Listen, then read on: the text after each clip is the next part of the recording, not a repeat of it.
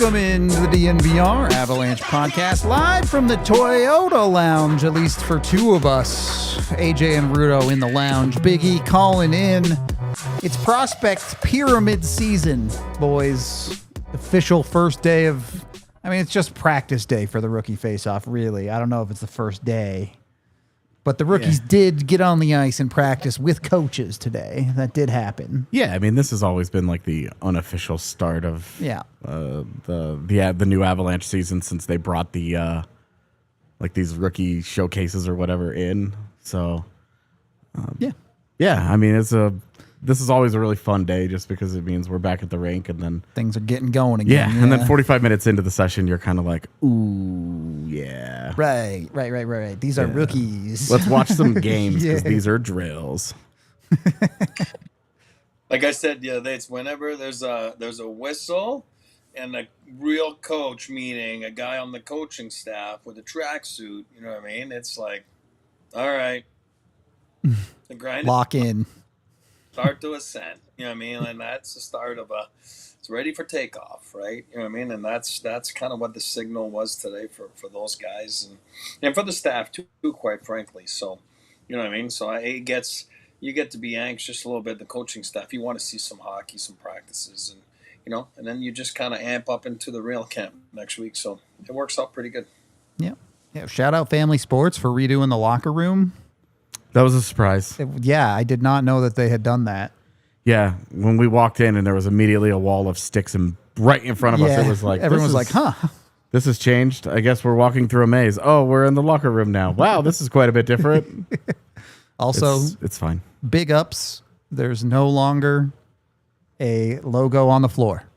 Yes. Big ups. Great change. To whoever made that decision. Yeah. Great change. Logo belongs on the ceiling looking down, not on the floor where it becomes a point of contention if somebody accidentally steps on the corner of it. Yep.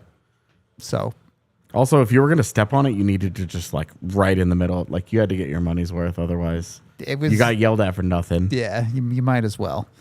The day was mostly drills. I don't think we'll talk about it too much. I thought Gavin Brindley looked fun out there. Take from that whatever you will. It's a 45-minute practice. Yeah. Don't overthink it too much. As advertised, he looks a little dynamic offensively, but... We'll see when the game tomorrow. Yeah. We'll have more thoughts in our post-game tomorrow, I'm sure. For today, we're going to go through the Avs' entire prospect pool. We're going to go through the entire prospect pyramid. Before we actually get to anyone listed on the pyramid, we do have a couple of exclusions. That being Wyatt Amott and Jason Poland for age. Poland is 26, turning 27, and I believe Amott is 27, turning 28. Yeah. So that's hard to call those guys prospects still at that age. We had a good chuckle the other day when we were talking about this, and it was like, Wyatt Amott turns 28 in November. Dude is older than Sam Malinsky. Right. Hard to call that a prospect. Also not on the list, Maroš Jedlička, because the Avs technically don't have his rights. Yeah, Hank Kempf is on this list. Yeah. He's under an AHL contract, though, and I think his rights expired in the summer, but he's under an AHL deal. Yeah. I think Jedlička is also under an AHL deal, but I think so. I don't actually have that anywhere. Right. This is just an assumption on my part. So I'm not entirely sure, but yeah, Jedlička is, and he's one of the guys that I'm most excited to watch this weekend. Same.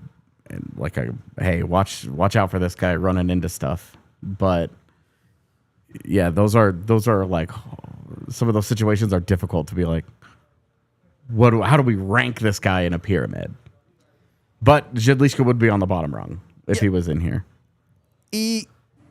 obviously you were drafted and had that angle to it, but your son Max is in college right now. Obviously didn't get drafted. From that experience, can you talk to a little bit about what some of these guys are tracking to go through when we talk about a Hank Kemp that has earned himself into a pro contract, but maybe didn't go the normal route? Yeah, I'm all for, and this is what I try to make people understand because I've seen it so many times. I was drafted, like you said. It's a little different than I just followed, the opportunity that I was given by the team that drafted me, and then you make the most of it, and you go there, you go to training camp, you get signed, you figure out where you go. They tell you to go to the NHL, AHL, wherever it is that you go to. You know what I mean? So that's one route, and then some kids, well. Camp, for example, you're part of a trade. Obviously, you didn't get signed, but you got an American League deal. So that means that there's something to look forward to right there. So all I can say to people is make the most of your opportunities. So if you're on the ice today at Family Sports, that means you have an opportunity, right? You know what I mean? So it's like make the most of it and don't worry. And I say it again every training camp last couple of years. Like if you're going there to analyze and to try to figure out, well, there's 8 Ds here on the contract and there's 6 Ds in the American League, and then there's this, and where am I fitting? Really, I really don't have a shot. Then you're in the wrong business. You know what I mean? You got to go there to turn heads. You got to go there to make an impact. You got to go there to make an impression. Let them figure out how many Ds there are. Let them figure out. That's what the line comes from. Make them make decisions, right? Make the staff make decisions. And the only thing you can do is when you have a pair of skates and some ice and a stick, and that's what you can do. The guy that's at home that doesn't have a place to go to, he can't do that right now. So make the most of your opportunity. Do what you do best, and don't analyze, and get out there and do the best that your ability gives you. And if you're a goal scorer, go score goals. Gavin Brindley, right? If you're a crusher, go crush. If you're a stay-at-home D, then make sure your reads are awesome and do the best that you can do. And then don't be that guy afterwards and say, "Oh, I didn't get the opportunity. It's really a log jam." Well, if there's a log jam, get on top of it and make them unlock it for you. And that's how you do it. That's the attitude you got to have. There you go. A great mindset for tier 6 of our pyramid for today. Look, tier 6 is kind of the mystery bag for us. These are guys that, we don't really know necessarily where they're at with their development. Yeah. They probably have a lot to prove for themselves. Hank Kemp being one of the guys in that tier that we just talked about, but we can bring up the rest of the tier too. Look, there's a wide range of guys that you can expect to see in this tier. Obviously, a couple of the goalies, but you also have Cooper Gay, who's here at this rookie face-off. And then a guy like Chris Romaine, who's on the very long USHL to NCAA, to then we'll have a conversation about a contract in a 3 or 4 years type of player. Yeah, and I mean, Romaine right now is looking like a really bad pick because that's a guy that can't even consistently lock down an NCAA job. Yeah. And there have been plenty of guys that the Avs have taken in the final rounds of, you're just taking a flyer, and who knows, right? But you look at like a Nikita Prishchapov type of guy where you're like, hey, there's something that we can talk about here. Drafted and then you an look immediate at something, yeah. Right. You look at Chris Romaine and you're like, this guy's not even in a college lineup. Yeah. He even transferred. He's not in a college lineup. So not encouraging. Cooper Gay, a guy that none of us really knew a whole lot about when they signed him. Yep. He's big. We talked to him after practice today. He knows he's big. Yeah. He teased the possibility of fighting this weekend. He fought twice. He said he's fought twice. So, that's a thing that he could do. He's big. He scored a lot of goals last year at St. Thomas. I think he had like an 18-goal season. So, it's mostly just this is like you called it like the mystery bag. Yeah. It really is. Luka Kluche is going to BC this year. You never really know what league the Russians are going to be in at any given time. So with Ivan Yunin and Nikita Ishimnikov, we'll see. With the Russian guys, who knows? Genuinely, who knows? Are they even going to come over? Can he even pin down a KHL spot, let alone does he want to come over to play in the AHL or otherwise? No idea. Yeah, So. exactly. And that's we'll see how those guys do. This is a big year for, I want to say all but Romaine, if we're going to try and talk about any of them as like a meaningful prospect at some point. Because yeah, I guess Romaine probably has a little bit, couple more years maybe. But I think with Romaine, I'm kind of just done with the out of it. conversation Yeah, where fair I'm enough. like, look, I don't think this is a very big year for him. I think that he's had an entire NCAA career to try and prove something, and it hasn't happened. So I'm pretty out there. But I know we have it for the end of the show. But last year's pyramid that we compare, did, yeah, you could see there is upward mobility is possible in this from this tier. So it's not like you get there and you're stuck forever and that's just it. It is possible, and with an organization that is bereft of a lot of prospect talent, there's opportunity. Yeah, for sure.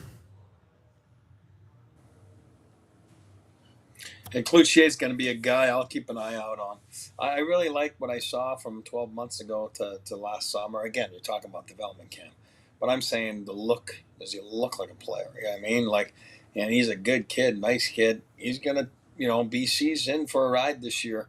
You know what I mean? They're always a good program, and they've lost some key guys, and Leonard and Perot and guys like that. But if he's going to get the nod in the net, he's going to have to be, real sharp, because the Hockey East and the NCAA is a very good league. It's a very competitive league. So it's a guy to keep an eye out on this year. He's got the swag a little bit, the attitude of a goalie, which is nice. He's a great kid. So, and then, like you said, Cooper Gay, guys like that, they got to run into stuff, to use your expression. You know what I mean? Like, it's not about fight. You're going to have to run into stuff. Yep. Yeah, you always talk about knowing who you are, and that's an immediate leg up if you know who you are when it comes to a thing like the rookie face-off or a training camp or whatever it might be. Yeah. Cooper Gay at 6'5" is not in Colorado right now to try and be Pavel Bure. Right, exactly. You will get some crossover here with our Tier 5, which I think we can just show as well, especially talk about someone like a Luca Cloutier who's moving to a new tier of hockey, right? It's let's find out what he is at the next level that he has to step up into. This tier 5 is mostly guys that are Avs drafted players over the last couple of years. You look at a guy like a Christian Humphreys, who's a late round pick, who has some skill, but how do you feel about him? He ended up leaving the NCAA to head back to Canadian juniors. You also have some newer draft picks like Linus Funk in this tier. Christian Humphrey scored a nice little goal today. He did score a pretty one. A couple of nice ones in there. And you can see that there are in this tier, if you got the absolute maximum out of all of these players, I believe they could all be NHLers. But Yeah. they're at the point where we need to see them take the next step on their path to start getting towards earning a contract or getting it towards earning that roster spot or whatever it might be for their next step. Yeah, this is like a lot of the college hockey tier. Yeah. With some guys from last year that did not like Torrey Pittner, Jake Fisher at DU had kind of smaller roles. Mm-hmm. And it's kind of maybe that was a really veteran championship caliber team. Yep. We'll see this year. Hopefully they get an expanded role and it's a little bit better. We see a little bit more from them. Yep. But that is, this is like the tier that I'm maybe most like genuinely curious about, because the mystery tier, the bottom tier is one where we're just kind of like, we'll see what happens. Yeah. Like if somebody surprises, then great. But this is the one where this is the beginning of expectations. Yeah. There are some guys that you can actually see today a path forward into a pro career, like a meaningful pro career. Not necessarily a make or break year, but especially take Jake Fisher at the front of that list. Yeah. Had an okay freshman year. It was DU, fine. But what's next? Can he take that next step and become a legitimate prospect for an NHL organization like the Avs? And you also have, Sage Weinstein in this tier is such an enigma. He was signed 2 years ago to an ELC. The Avs clearly saw something they liked. An undrafted guy who came to one of these types of things, and the Avs gave him an ELC, and he's just been playing in the WHL for 2 years. Yep. And so it's like, okay, they were willing to wait on this guy 2 years to even get him into pro hockey. They must have known there was competition to sign him, and they must not have wanted to take the chance of redrafting. Sure. You know, something that we saw with a guy like Owen Allard last year. Yep. You know, a guy that they brought into camp, didn't sign, and now is in somebody else's system. Yep. So I wanted to sign him. Yeah, me too. Not that. And with Sage Weinstein, you're kind of like, okay, what are they waiting for? Sure. So you really want to see something out of that guy this year. Yep. There need to be some steps taken. I do want to get E's thoughts on it and a little bit more, but we do need to take our first break of the show. So let's head over and do that and make sure you are going and watching. I mean, I guess if you wanted to, you could get college hockey tickets through Game Time. Whatever type of tickets you need, you can get them through Game Time, whether it's NCAA football, whether it's the NFL, whether it's Avs games, or, you know, go watch BUBC with Big E out there in Boston. You can do it that way too. Jump in with Game Time today. Download the app and use the code DNVR when you sign up with a new account to get $20 off your first purchase. Of course, terms do apply there. But Game Time guarantees you the best price for tickets. If you find tickets cheaper somewhere else, they'll reimburse your account 110% of the ticket price. That's how confident they are. You can save money in a ton of ways with Game Time, whether it's the section selector, getting last-minute deals, or using the Game Time Picks feature, where it will only show you the best tickets for the best prices based on your search parameters. So jump in, download the app, and join over 15 million people that get their tickets through Game Time. And don't forget to use that DNVR code for $20 off your first purchase. Not just for sports, they even have concerts, theaters, movies, and more. Tap, Ticket, Go. Download the Game Time app today. And once you've downloaded the Game Time app and got your tickets, you probably need a way to get to the game. And that's where the official vehicle of DNVR comes in with Toyota. They're also the official vehicle of the Colorado Avalanche, so a great way to show up in style to Ball Arena. They've got a vehicle for everyone, whether it's trucks, SUVs, sedans, or anything in between. Toyota has a vehicle for you. 17 different models with all-wheel drive or four-wheel drive, like the Epic 4Runner. If you want to go off-roading, or if you just like the security of four-wheel drive on some of the sketchy winter roads here in Colorado. And they offer more low and zero-emission vehicles combined than any other automaker out there. So if you want to save a little bit of money on your daily commute, Toyota's got you there too. Jump in with Toyota today at your Front Range stores, including AutoNation Toyota Rapo in Centennial, Corwin Toyota in Boulder, Groove Toyota in Littleton, Mount Star in Denver, Stevenson Toyota East in Aurora, and Stevenson Toyota West in Lakewood. Again, Toyota, the official vehicle of DNVR. Let's go places. Second period of the DNVR Avalanche podcast. A lot of college prospects in this tier. You've watched a lot of college hockey. When you're developing in that NCAA system, what are the biggest focuses those players need to be looking at to improve? Well, if you're taking Fisher and Pittner, for example, right?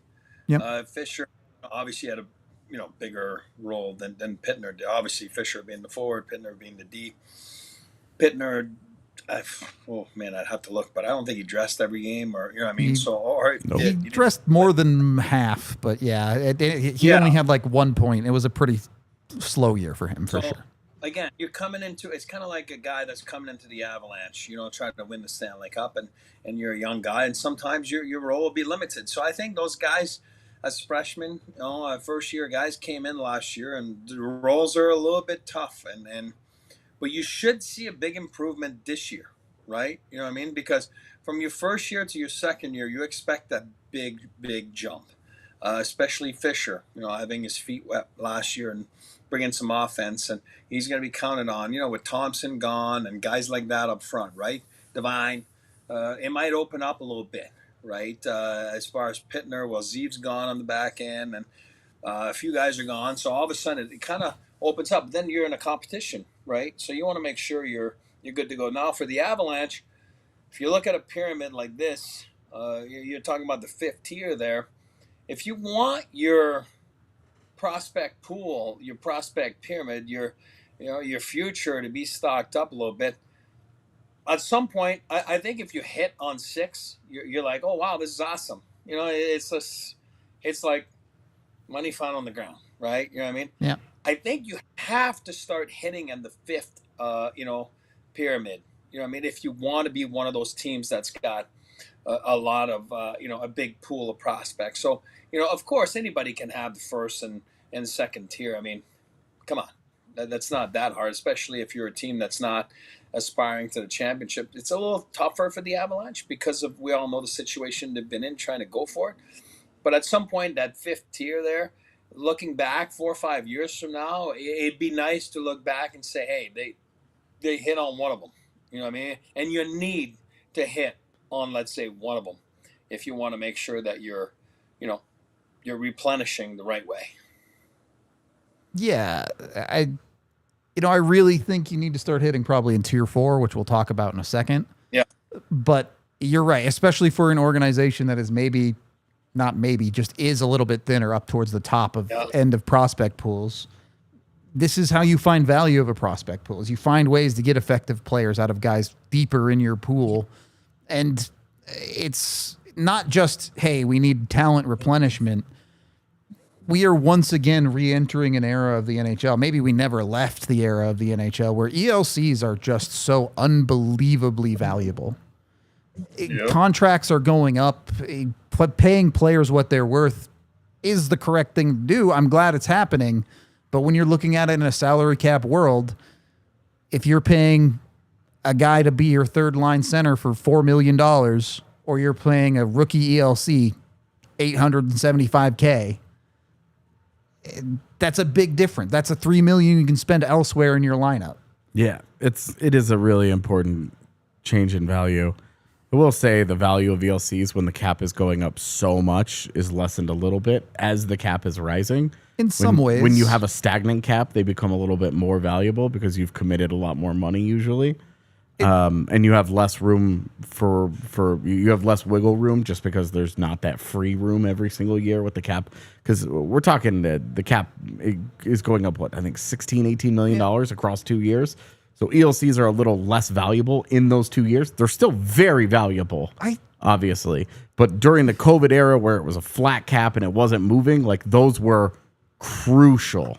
Across the league, I agree with what you're saying, but when you're in a situation like the Avs are, a lot of that, extra money is already earmarked for Natchez, for Makar, for Lekkonen's next contract. For sure. So the Avs maybe, there's more importance on a team like the Avs who has those big signings coming up to hit those ELCs than maybe another team. They need to do it because then if they don't, then they're trying to spend that money every single year, every August on the Victor Olofssons of the world. And as we've seen, there have been hits. And there have been misses. Yep. And when you hit on a prospect, you just don't have to go out there. Yep. And wade through the third and fourth and fifth wave of free agency. Yep. All right, we can move on to tier 4, which is by far our biggest tier of the pyramid. I think this is where you get into calling these players legitimate NHL prospects at this point. Yeah. The list includes Max Curran, Francesco Del Elche, Daniel Gushchin, Ivan, Taylor Makar, Trent Miner, Matt Steinberg, and Nikita Prishchapov. There are a handful of guys that have played NHL games in this tier already. Yeah. So they're right there.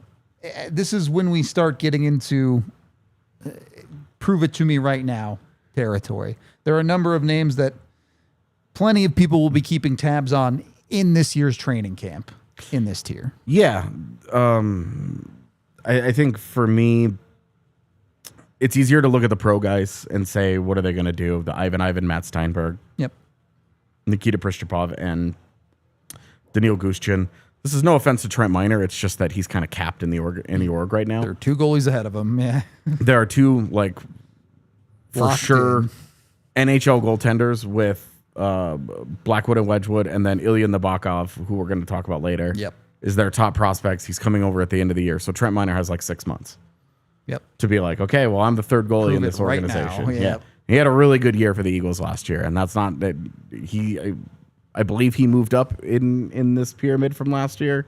Certainly from 2 years ago, yeah. And even if he's in the same tier, his stock as a prospect is much higher. It has improved quite a bit in that you don't feel, oh God, he's the third goaltender. You're kind of okay, well, let's see what he can do. Yep. So I do think that you are looking at this tier, and it's strange because there's the guys in this tier are in such different places. Yeah. Francesco Del Elche just gets drafted. He's another older pick who has gone through the draft process before, went unselected, and then had a great year, and the Avs jump on that because they say that's a quicker path. That's a quicker development timeline. We're not waiting. Yep. They're probably not gonna have Sam Malinsky beyond this season. So a guy like Just Del Elche is facing like, realities there, hey, yeah. if he has a great sophomore season at UMass, you could sign him. Maybe you're on the fast track. Yeah, you could sign him and get him into pro hockey, and you're like, hey, it's not unreasonable to think that guy is playing NHL games for you 2 years from now. Yep. So, with Del Elche, he still has a lot to prove, but this is an upside play. He's here because of his upside. Yep. And everybody's here is ranked based on ultimate upside. To a certain extent. Right, but some of them are going to be ranked, like Pristupov is probably in this tier for me because he got NHL games last year. His proximity is closer to the league. Proximity has to play at least some factor. And Daniil Gushchin is a guy that is absolutely in this tier because he is proven to be a really good AHL player. I just think ultimately he's a TJ Tynan type, a Matt Phillips type. Sure. He's going to ultimately end up being a quad A player whose stature and play style prevent him from breaking through into full-time NHLer status. Yeah, I'm sure you can talk to it, but it's the hardest thing in the world, right? The AHL is full of players in the 99th percentile of hockey, and the jump between the AHL and the NHL is the hardest one to make. Yeah, and you keep climbing, right? You want to keep climbing. Just take Minor. Probably was on where Luka Kluche is like a couple years ago, right? You know what I mean? Now now he's in the mid pack, right? You don't want to fall backwards. You don't want to fall backwards. If you're falling backwards, it's probably not a good sign. It's a little bit of the Oscar Olofsson path, right? You know what I mean? Yeah. Like all of a sudden you're like, oh yeah, I'm excited. We'll see. He's and then next thing you're like, no. And then the year after you're like, no. And then he steps behind a little bit on the path, and you're like, yeah, no. So it's a little tougher as the funnel gets thinner at the top, and you got to do something different than the other guy. You just got to be the guy that fits in the puzzle better than the other guy. If it means you have to change your style, i.e., guys that are scorers and juniors, and then all of a sudden they realize, well, now they become checkers and they make it, or face-off guys, or whatever it is, you got to figure it out. But if you're not figuring it out and you're not changing anything, well, the funnel will kick you out. It just will. But the only thing I want to say about Minor, and I'm not saying he is what I'm going to say next, the word and the name I'm going to use, but, this is the perfect example of, you rewind the tape a few years back with the LA Kings, right? And there's a former Avalanche involved in this, Jonathan Bernier, right? He's the sexy first-round pick, and he's the new guy. And, you know what I mean? It's a little bit like Nabokov, right? And next thing you know, he's playing at like 18 or 19 in LA. And Jonathan Quick's the forgotten guy that was a third-round pick or whatever he was, and, played college hockey. And next thing you know, the guy in the net was Jonathan Quick. You know what I mean? And Jonathan Quick's the one that brought them to 2 Stanley Cups. But at that time, for example, the same prospect pyramid timing of the LA Kings back then, you probably had Jonathan Quick there on the 4th tier, and you probably had Jonathan Bernier on the 1st and 2 tier. That's all you need to do. Is everything goes out the window. And that's why coaches always say, I don't care if the guy was drafted in the 1st round or 7th round or not drafted at all. Can he help me today? And that's where some guys have a hard time with it, because they stick with, I'm a 1st rounder, or I'm a 2nd rounder, whatever it is. And then you go out there, I got news for you. Yes, we've talked about it before. We call that silver spooners, right? Golden boys. I get it. You might get a better you might it's hard to explain, but you got to let it go, because take your opportunity, because at the end of the day, when it's all said and done, you're all in the same pool, right? You know what I mean? You're all in the same pool, and the head coach is the guy that his livelihood depends on who he puts out there. And if the guy that's never been drafted, or a guy that's a lower end draft pick, like, it's going to help him win, they don't care if the guy's a first round pick. They're going to put whoever's going to help him win. Yeah. And your silver spoon shines off, and then you know what I mean? You're Oscar Olofsson, right? You know what I mean? Yeah. And then, so that's why I love it. I love these pyramids. I love everything, but I love to see what they do with it. A couple years from now, you look back and you're like, all right, what did they do with it? It's no secret, right? Look at Jared Bednar's track record, and I don't mean this as a negative, but look at the Martin Kauts and Oscar Olaussons of the Colorado Avalanche history. If you don't fit, if you aren't playing the role that the Avalanche need you to play, they don't care where you were drafted. If you're not doing the job, somebody else will. Yeah. And it starts in the AHL. Yep. Because you saw the reason Logan O'Connor got his opportunities. Yeah, when he got to the NHL, let's remember Logan O'Connor's path, because when he first got to the NHL, he wasn't ready. It didn't look very good for those first handful of games. That's why he came into a postseason series, and it was Game 5 of the Dallas series in the bubble. Yep. Hair on fire, Yeah, throwing the body around. Was great. Hasn't left the lineup since. Yep. But it didn't just happen like that. It took a couple of attempts for him to actually stick. And so when we talk about these guys, like Ivan is in this tier, but he played 40 games last year, and Nikita Prischapov played 10. Yep. I don't expect either one of them to be on the opening night roster. Me neither. And I think Prischapov has to climb over top of Ivan. I would agree. And I will say, I do expect some names in this tier to play NHL games this year. Same. But probably not on opening night. Do we have to do a thing? We do. Do your thing. Let's take our break, and then we'll continue the conversation, as we are brought to you by the Gold Crown Foundation. I played Gold Crown basketball growing up here in Colorado. If you have kids 4th to 8th grade, you can jump in and get them in with Gold Crown. You can play competitive. They have feeder teams, gold, silver, and bronze, but then they also have club teams at the elite and open levels too. So they have something for everyone. And it's more than just basketball. You can get in on girls' flag football. They have volleyball as well. So they have a bunch of different ways that you can play sports through Gold Crown. And they also have an amazing field house. If you've never been to the Gold Crown field house, go check it out. It's a great place to play basketball. Now's the time to find a team in your area. Tryout pages are on the Gold Crown website, or you can check with your local school. You can learn more about Gold Crown by scanning the QR code on screen right now, or visiting goldcrownfoundation.com. So go get in with Gold Crown today and get in on some fun sports. Once you've set your kids up with Gold Crown, make sure you're also taking care of the money on your own end with ENT Credit Union. This one specifically for the Broncos fans out there. ENT Credit Union is the official banking partner of the Denver Broncos and has even created a Broncos checking account that's built for fans like us. You can jump in. The Broncos account is loaded with all sorts of perks, including things like no surprise fees, no minimum balance requirements, and the money in your Broncos checking account even earns dividends. So there's all of that. And then on top of that, you get 10% off food and gear on game days at Mile High Field. You get a Broncos branded debit card so you can rep the team. And you even have a chance to win Broncos tickets. Every 15 swipes enters you for a chance to win Broncos tickets with your ENT account. So if you're ready to bank like a Bronco, go to ENT.com/DNVR. That's ENT.com/DNVR and sign up for Broncos checking today. ENT Credit Union is insured by NCUA. Membership required. Annual percentage yield account requires associated ENT Broncos debit card. Third period of the DNVR Avalanche podcast. Where were we?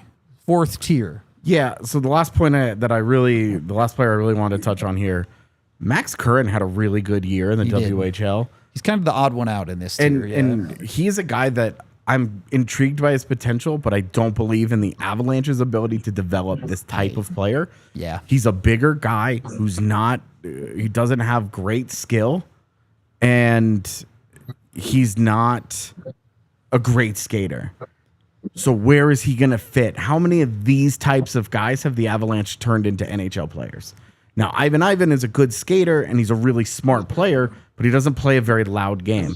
So I am also kind of holding my breath a little bit, not buying a lot of stock that he is long for the NHL, a permanent NHL job. Yeah. That's why I kind of have these guys. I wanted some of these guys lumped in because we moved guys around as we talked through it.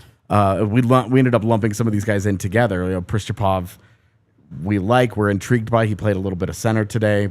They don't have very many centers at this camp, so somebody has to. Yeah.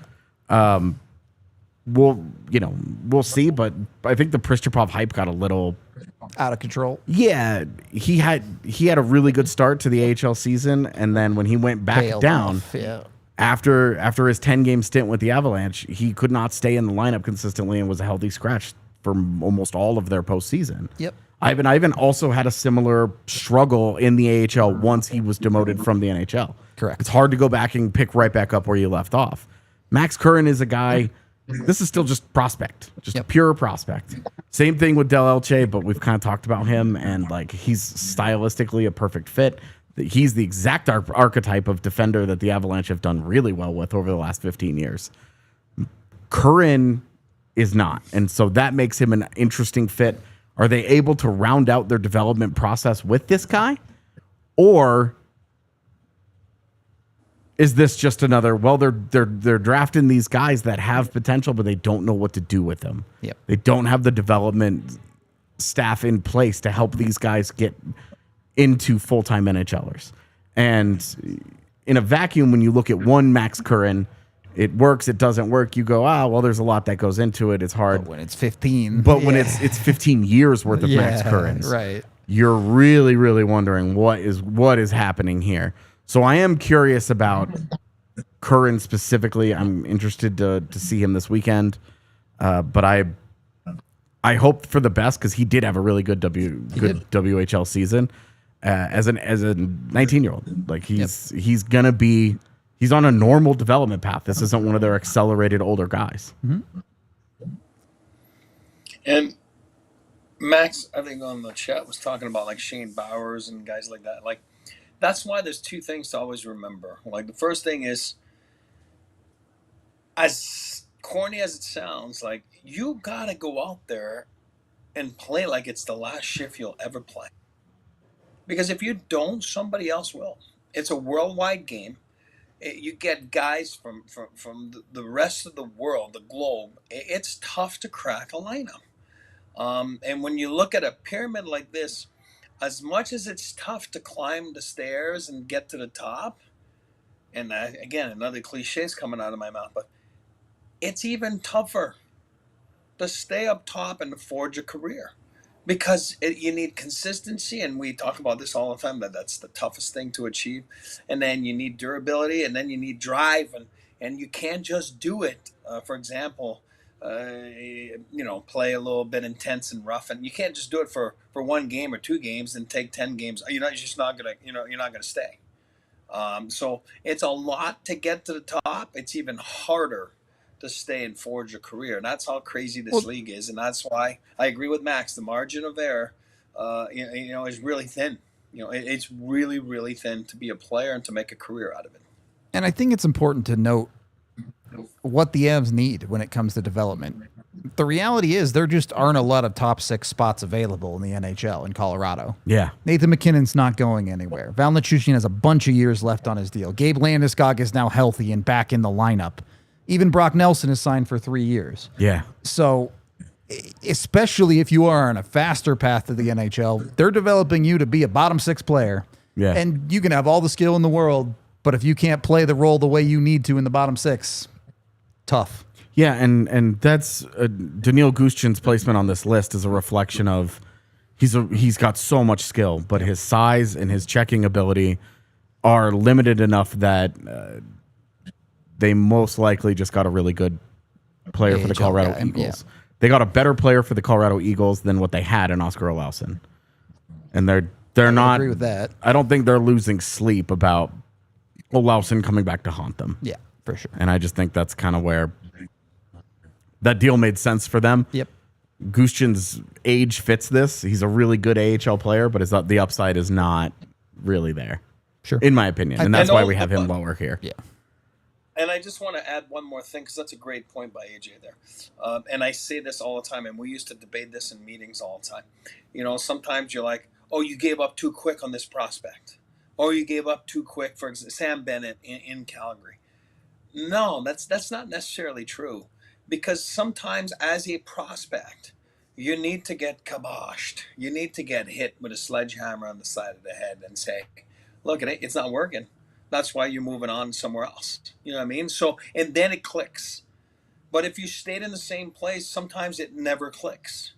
So, you know what I mean? So that there's it's very important to know the difference sometimes, that you're not giving up on a prospect, but you're just making sure that, you know, have we just squeezed the most that we can squeeze out of this? And sometimes you wish well on the prospect. You do. You really do. And you're like, hey, I think it will be beneficial for you to go to this organization. It's a fresh start. Don't make the same mistake. Go and hope you flourish. You know, and that's how you look at it. And then, of course, sometimes you're like, oh, I hope he doesn't come to haunt me.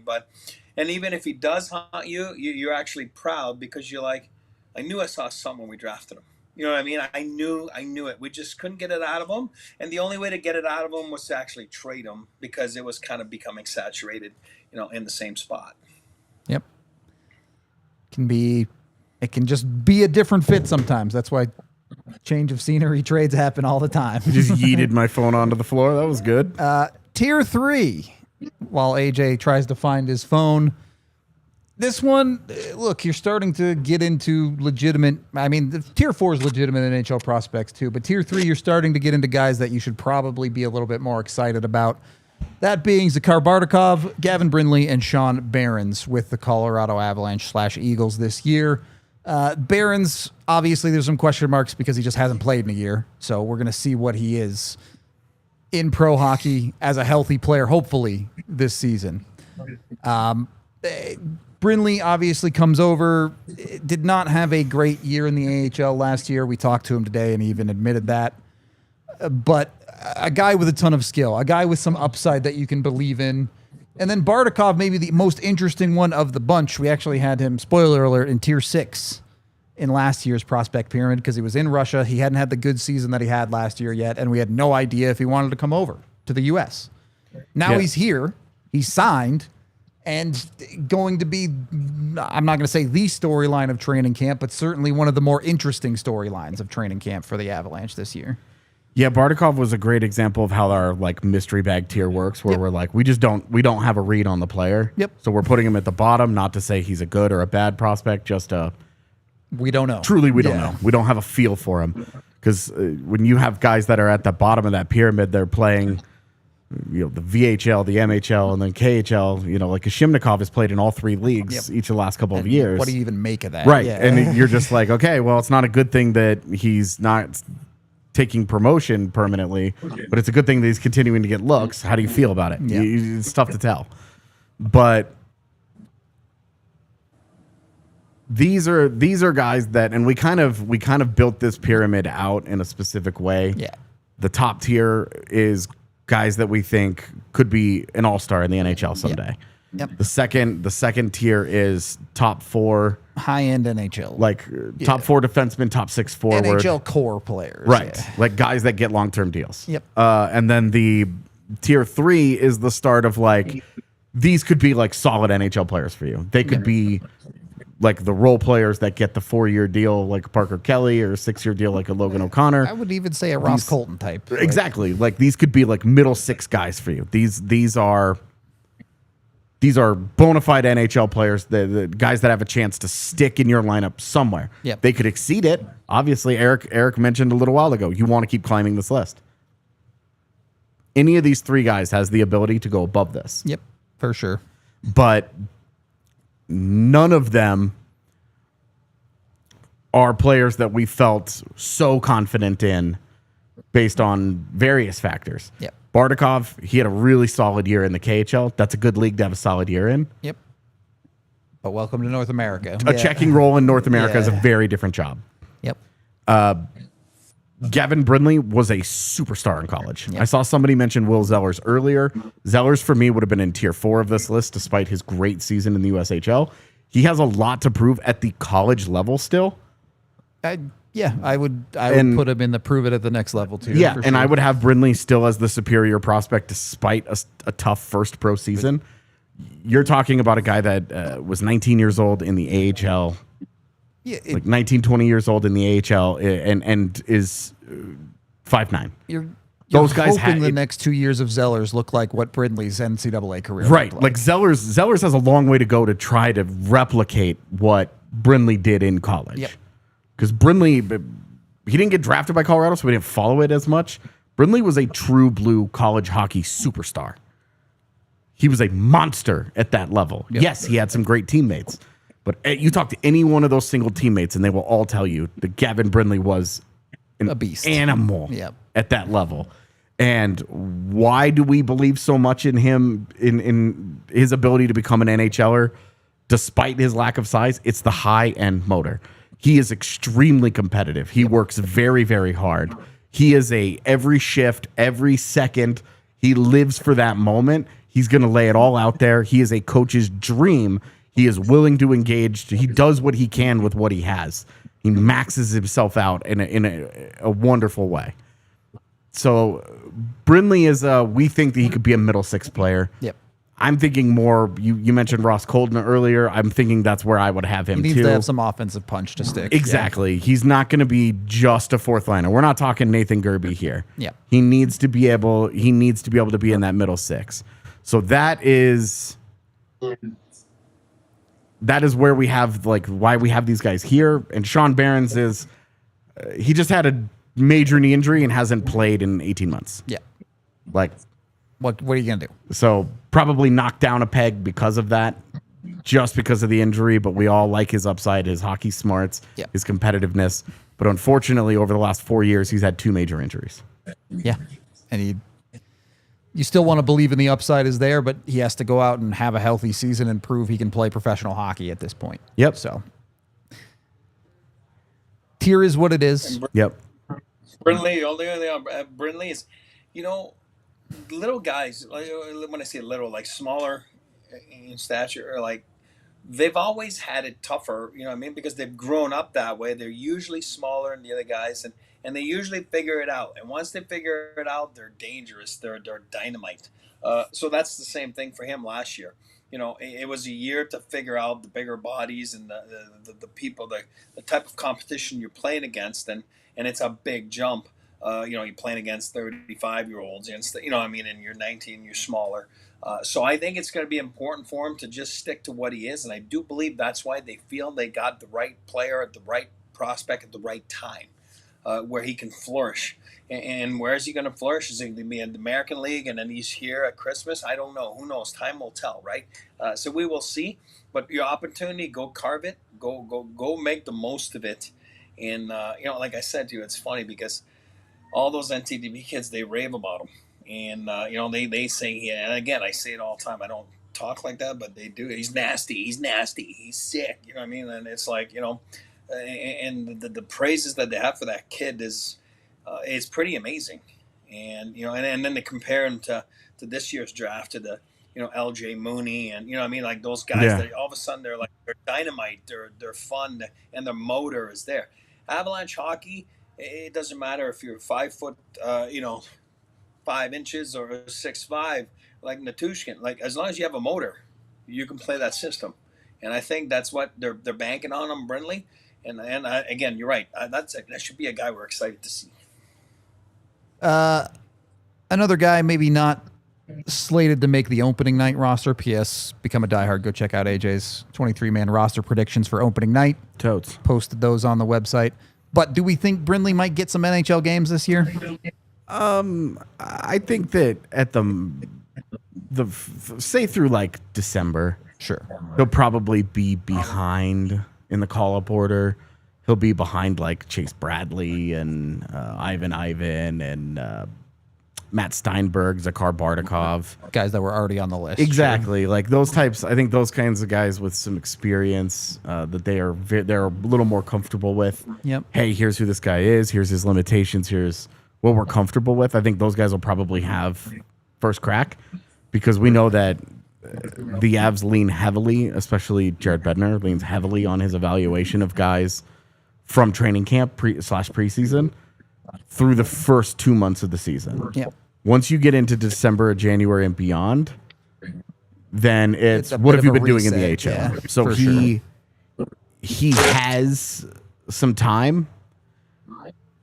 but he's got to take advantage of it. Right. And Sean Barons is in the same exact boat. Yeah. I think those conversations start in December and January. How have these guys been doing? Now, if they come out of the gates and they're fantastic, they're just dominating, then when you have an Plans opportunity, change, yeah. right, then you're like, okay, well, we'll just bring this guy up and we'll give him a look. But barring something like that, barring like legitimate dominance, like I think that you are probably still being patient. And if these guys combined if those two guys combined for 10 NHL games this year, I'd be surprised. Be careful of the legitimate dominance, too. I still remember Ben Street. I think he had like 11 points in 7 AHL games. They call him up, and he runs into Matt Duchene on the blue line. Yeah, I mean, Ben Street was one of those quad A guys. Yeah, for sure. A little bit different animal there. I agree, but God, what a pull, though. Ben Street, jeez. And we haven't really talked a lot about Bardakov. We're going to talk so much more about every day him. of training camp. It's going to be the Bardakov for real camp, like full camp. Brindley and Barons are kind of going to be the two guys that we focus on a lot this weekend. Yep. I'll be writing about Gavin Brindley today. So, yep. Tier number 2. You have Ilya Nabokov, Mikhail Gulyev. So 2 guys that aren't going to play in the NHL, at least meaningfully for the Avs this year. They're on KHL contracts. Nabokov is scheduled to come over at the end of his KHL season, but that could be in April and May, and who knows if he makes a playoff run, whatever. Right. But I think pretty clear cut, these are the top 2 prospects in the Avs organization. Yeah, and we had these guys as, I mentioned earlier, the way that we tiered this out was like the second group here. The tier second 2 tier should be is like core NHLers, right? Like goal. guys that could be on your team for a decade, but they're not like high true types. top end NHLers. Yeah. And I have said a few times that I think if Mikhail Gulyev maxes out, he's Sam Terug. Yeah, a little bit different in some ways, but a much better shot, for example. Yeah, but role and but a similar where in the lineup, a similar style and a similar overall impact and outlook for the career. Nabokov, I think we're still looking at like a platoon goaltender is where my expectations are. It's goalies, man. I'm not even going to try and predict that ceiling. I know the Avs feel differently. I know that the Avs feel like we think that this guy has genuine starter potential and could be a top 20 goaltender in the league. I hope they're right. Yeah, same. That'd be great. But these are easily the 2 best prospects in their system right now. They both have been productive and quality players in the KHL. Nabokov, I would say, is 1, and Gulyev is at 2. I agree. Gulyev, you're starting to wonder what's going on. Like he got played at forward today too. Yeah. There's some weird stuff there. Yeah. It's him playing at wing when they needed like a body during the preseason was more of like cute. Yeah. And we were like, all right, it's fine. And then he scored 2 goals, and I wonder if his coach was like, hey, what's up with that? Because he played at wing in a regular season game, and I really don't like that. I really, really don't like that. I could say it a few more times to reinforce it, but I really don't like that. I want him getting minutes on the back end. Get him on the blue line consistently. I know before this happened, the Avs felt like they had a really good relationship and were communicating constantly with Gulyev's team and Gulyev, and they feel really good that at the end of this year, he'll sign and he'll be over here this time next season. He might even be in like the rookie face-off thing, and we'll be talking about him as like the star of the show. Yeah. But for the record, Brian Wilsey did talk about that today too. Perfect. I haven't gotten a chance to listen to it yet. Go watch our interviews from today if you want to hear a little bit more about that. Great. But just to be realistic with you, Gulyev's not making it in the NHL as a forward. I'll tell you that right now. Yeah, he doesn't have the physicality. Yep. His creativity with the puck isn't good enough. He's a little too predictable, a little too. He does what he does well, and he doesn't try and stray outside that box. He's really good at those things, but his value is on defense.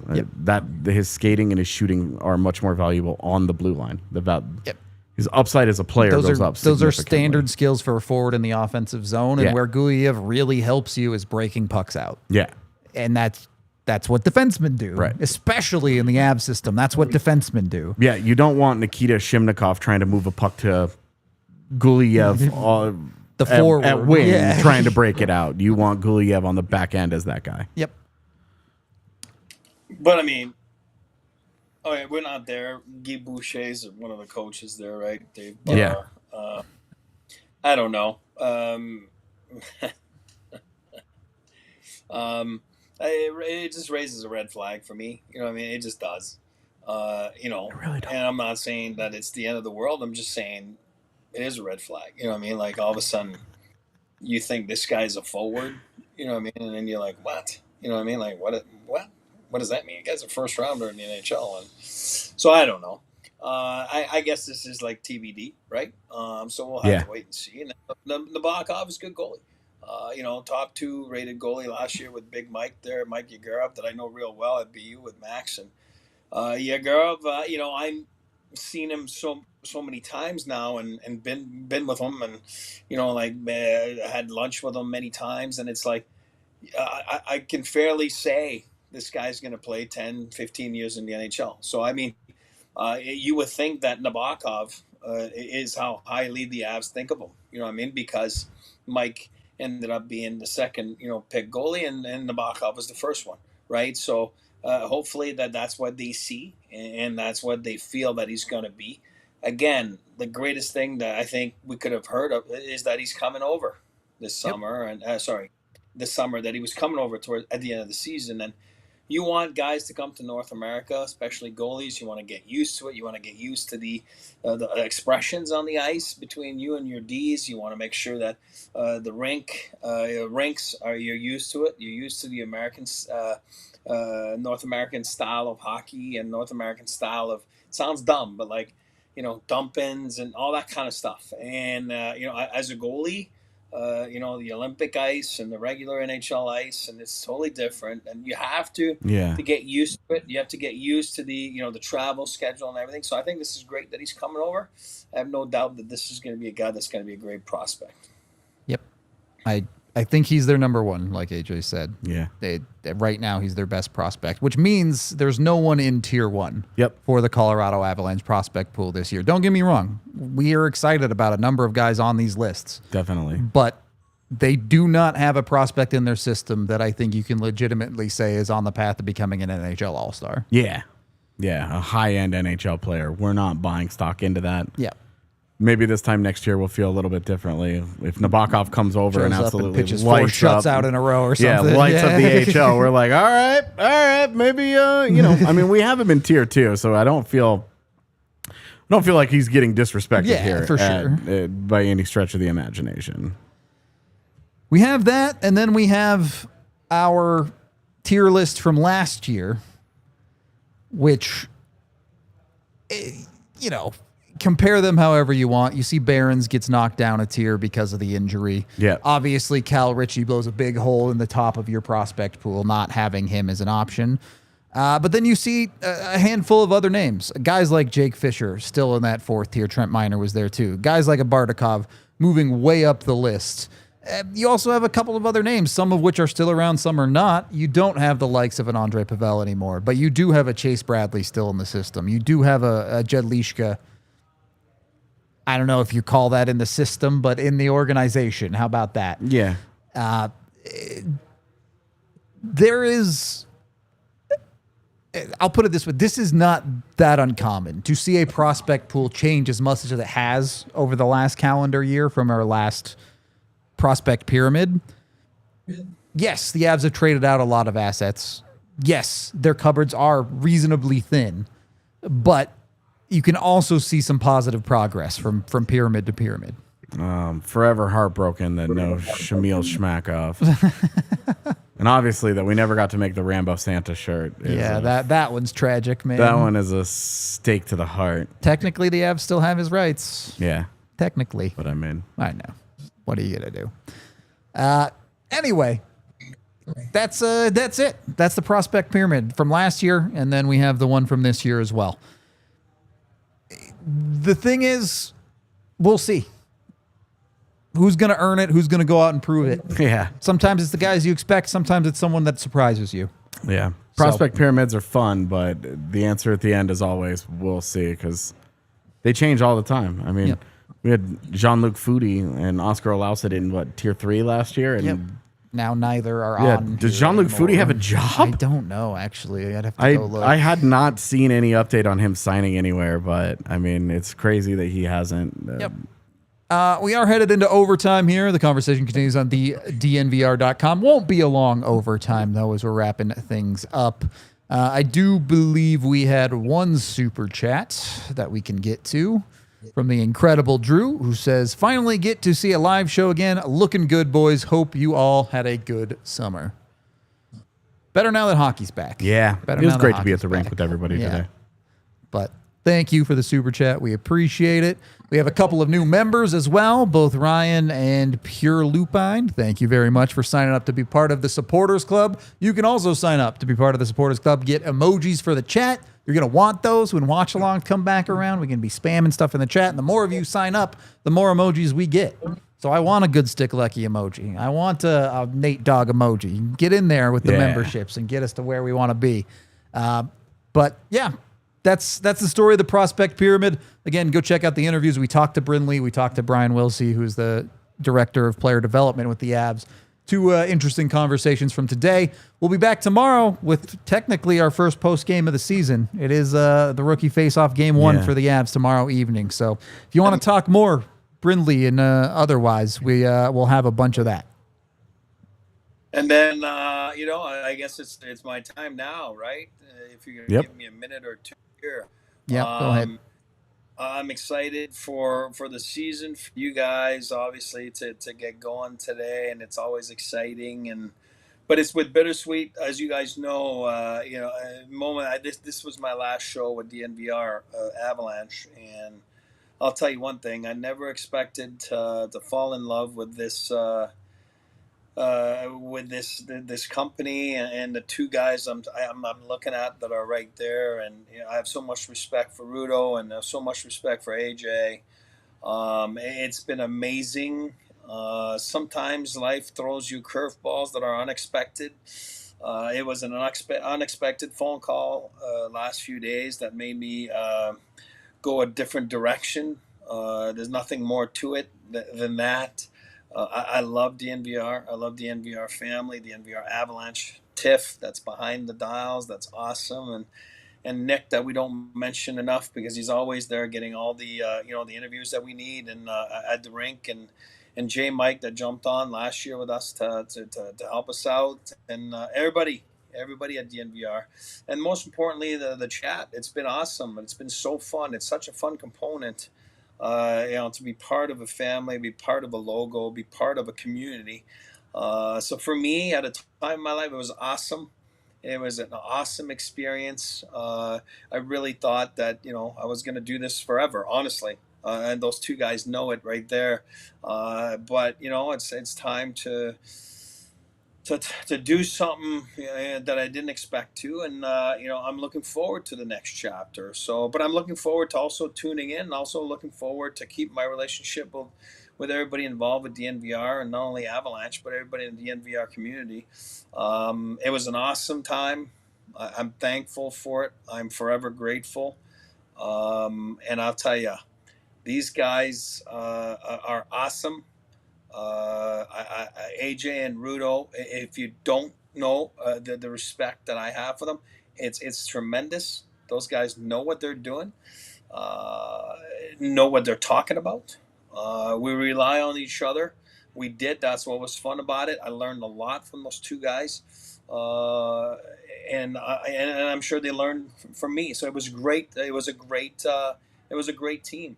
I'm forever grateful for the experience. But I'll tell you one thing, if you're not a part of the DNVR community, and jump on it, because those two guys are, and again, with Tiff and Nick and everybody else behind, and you're going to learn a lot from what this game's about.